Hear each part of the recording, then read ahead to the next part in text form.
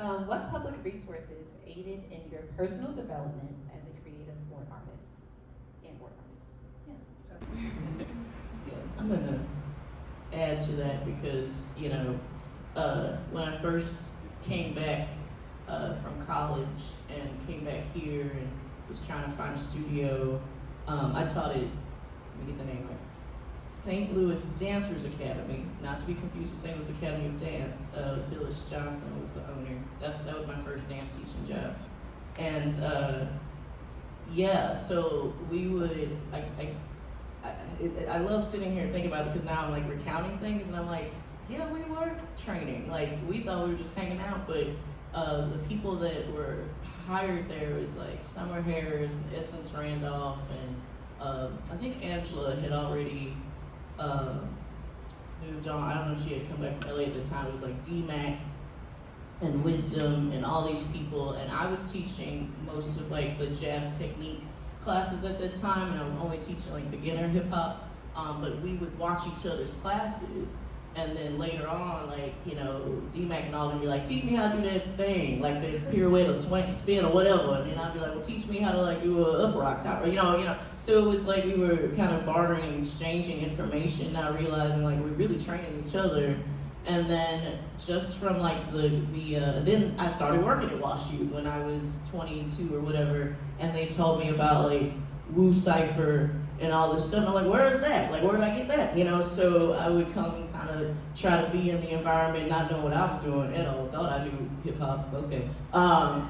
Yeah. So I was learning from Airsick, and then somebody who became my best friend was Tiger, and Tiger joined my company his second season. Like he's like, sis, because he still call me that.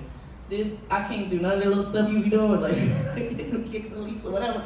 But like I can offer something different to your company, and I was like, that's cool. Like so he would come and teach us how to, anything. Like I learned how to lock from him. I learned how to pop from him. And I would teach him what I knew and figured out how we could fuse these styles together. So it was just awesome. I miss that a lot. Like just that community. We would be in people's studios, like because we all had keys to all these studios. I don't know why they trusted us, but anyway, we were there all night, and we would just be in like all these studios because we all taught at all the studios because there was like a very small hip hop community, and so we would just teach and help each other out late at night and be in each other's gigs and things like that. So I'm gonna have my own Red moment because, and you might not remember this, Red. But Red, I was teaching at St. Louis Dancers Academy, and again, I was still getting my feet wet with hip hop in a different vein. Like obviously, culturally, hip hop was. I still say I've been trained since I was born. Like hip hop was embedded into my culture, so I could always find the two and the four, right? So, but I also loved like jazz funk and all that. Yeah, I love like the derivatives of hip hop, right? And I remember I was still learning from DMAC and Wisdom. I'm like word vomiting in front of y'all, but I'm trying to get there. And Red, I think you were living in LA, I might be wrong. And you had come in town to teach at Phyllis's studio, and you just like taught us something. I don't even remember why, I'm too old to remember why, but all of us were adults, teachers were in the room learning, and I was like, yeah, what is this? This is amazing. Like, just like it was like mixing all the things I loved. It had the street form in it. I felt like I was performing. I could use my essence and my sass. Like I was like, yes, what is this? So I don't know if you noticed you inspired me also, but you gotta give people your flowers while they're still here to hear them. So that also was an influence. Like it was just, we had this, like you said, we had this community that we didn't have a formal space, but we were learning, and that was kind of like my training in my 20s because I wasn't taking dance at the studio. I had stopped studio at 8th grade. I hadn't been in a formal dance class until I got in my 20s again.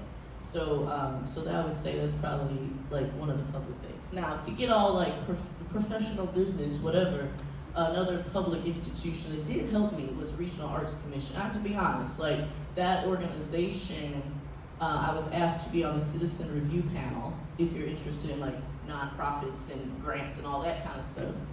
You kind of have to if you want to have a successful institution in these days.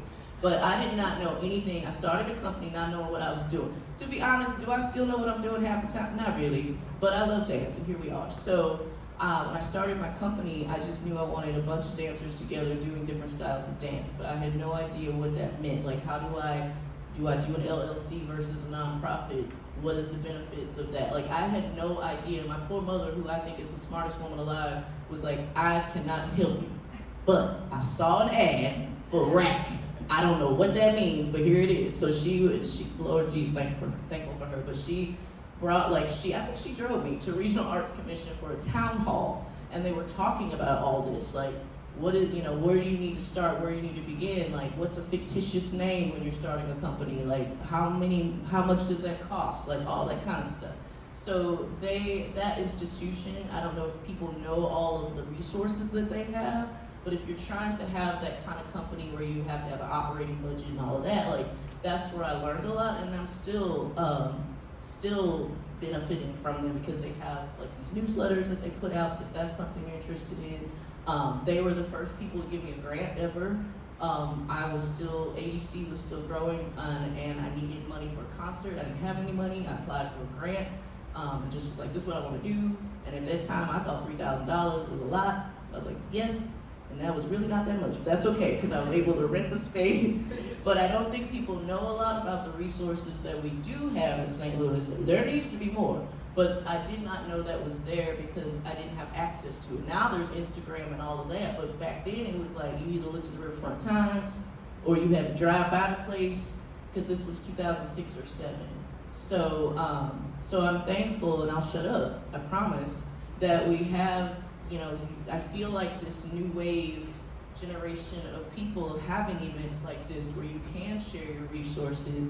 There wasn't a lot of that. Like, we shared dance, like, movement, but none of us really knew where to go to get money or to get, like, help if you want to do something in St. Louis. So this is great. And I'm shut up.